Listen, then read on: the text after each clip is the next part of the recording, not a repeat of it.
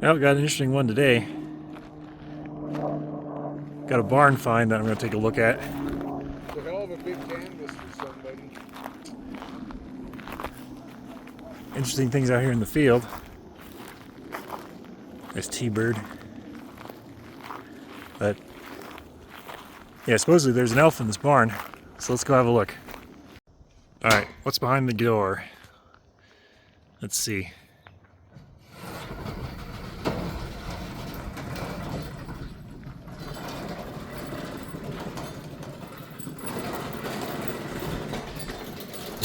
Oh yeah, proper garage.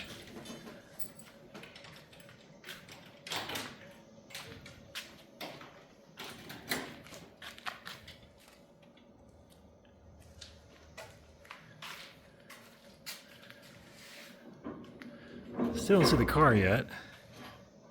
Let's see, maybe it's this under the cover here. Ah, it looks like an elf. Yeah. Oh yeah, here it is.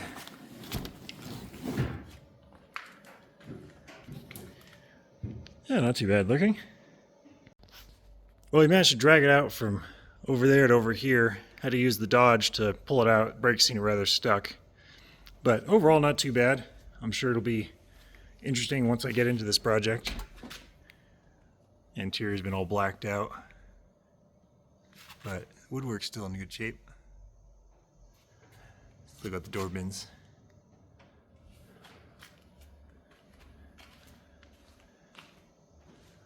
Yeah.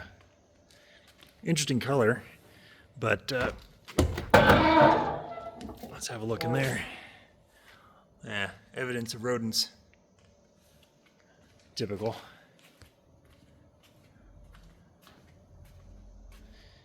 Yeah, doesn't look too bad. And under the bonnet, let's see what's going on here. I got an HIF type carburetor, although it's the wrong hand and some funky linkage there. Looks like a HIF4 probably. Fairly new ignition parts, at least they looked at. Funky wiring over here. This would have been a regulator car, but someone's must have bypassed all that. Yeah. Well, what I'm going to do is I'm going to change out that carburetor for a fresh carb since I don't know how long this has been sitting. Just make my life easier. I'm going to try to drive this car home. At least the tires are holding air. Have to put some fresh gas in it. Let's have a look at this side. Yeah, not too bad. Well, let you know what kind of surprises I run into. So the battery was flat back here. Fortunately, this garage has a nice battery charger, so I'm putting a bunch of juice in right now. And hopefully we can get it to start here in a little bit. So I've almost got that disconnected. But what I thought I'd do is show what I'm replacing it with. So HIF38 rebuilt by AC Dodd on a factory manifold. I'm just replacing the whole freaking assembly because who knows what's wrong with that one. And I know that this one is ready to go. Even got a bit of fuel line and yeah, I got a filter on the end of that. So whatever the carburation problems this car has, I'm going to fix it with this. Well, day 4. I'm trying to get the elf out of the barn here. Let's recap. So did ignition parts, new coil, plugs, wires, etc.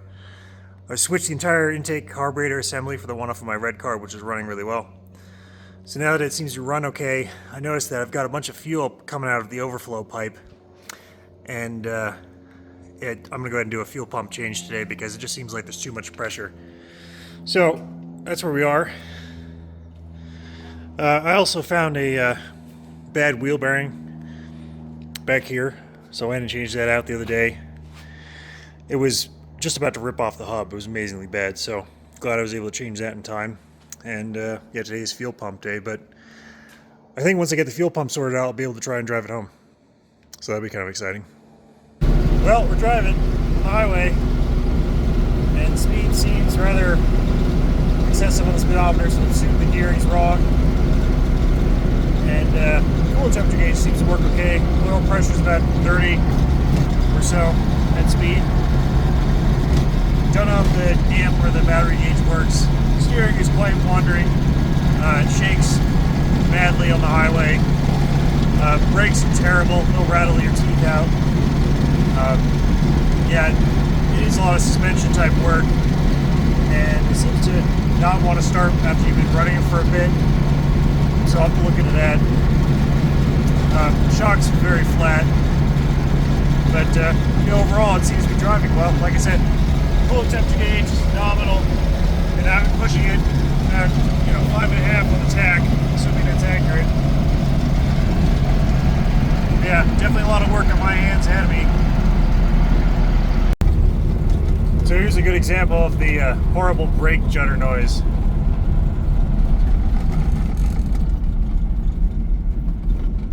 Shakes the whole car. It's terrible. And it's both front and rear brakes, because I can stop the car with the parking brake, and the rear brakes also judder as well. So I'm assuming I'm gonna have to do a full set of drums, possibly wheel bearings, and maybe even hubs. Hey guys, Future Darren here. I wanted to interject into my barn find video on this Elf to discuss what happened with the engine bay. So I had very little time to work on this car, and I had to visit it over 4 or 5 visits to get everything done because I just had so little time to work on this thing, and it was so far away. It was about 2 hours away. So the first thing I did was look at the ignition system, and I replaced the entire ignition system because the plugs were fouled. They were resistive plugs. The wires were just old resistive wires. The distributor had a curve that was not right.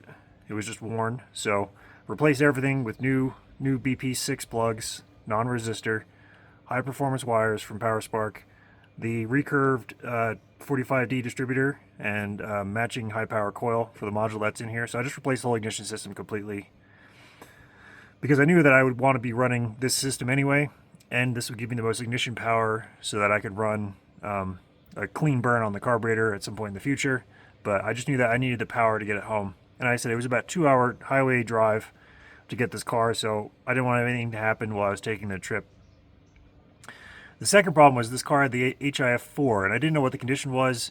This car always seemed like it was a hard to start, hard to run car, and it just seemed like there was something wrong with that HIF. Probably just needed a rebuild, but either way, I wanted to switch out the carburetor to this HIF38. Well, when I was doing it in the field, I noticed that there was problems getting hooked up to this manifold. I didn't have the right spacer. So ultimately I had to come back to my house and get the HIF4 from my red car, and I fitted it to this manifold. But I also noticed that there were intake manifold gasket leaks on this manifold. So I ended up taking this manifold off, the exhaust headers off, fitting a new gasket, and putting it all back together. There's still an intake manifold problem, which I will deal with in a later episode. But that was enough to get the HIF or the HS4 on the manifold, get it up and running and driving, and then be able to drive it back home. Once I got it back home, I was able to mess about getting the HIF 38 on here and making it run on this, and put the HS4 back onto my red car. So that was kind of the story behind what happened to the carburetor, what happened to the intake system. And again, it was mostly because I was just really limited in time trying to get this to the house, and I really wanted to get it home in one trip. I didn't want to break down, I didn't want any issues. So new ignition, new carb, that pretty much solved the problem. And to give the engine some credit, it did actually hold up to the high RPMs that I demanded of it. At one point I was doing about 5,000 RPMs on the highway, and it seemed to be okay with that. I hope I don't have to do that again to this engine, but the gearing in this engine probably is a 3.4. So it was about 5,000 RPMs on the highway, which is about 65 miles an hour. It was just a long slog. So I wanted to make sure I had good ignition and good carb to deal with that situation. So that's my take on what happened. I know it might be kind of confusing in the video, but this is the sequence of events and how I managed to get it back to the house. Now back to the barn find footage. Well, the Elf's at the house now.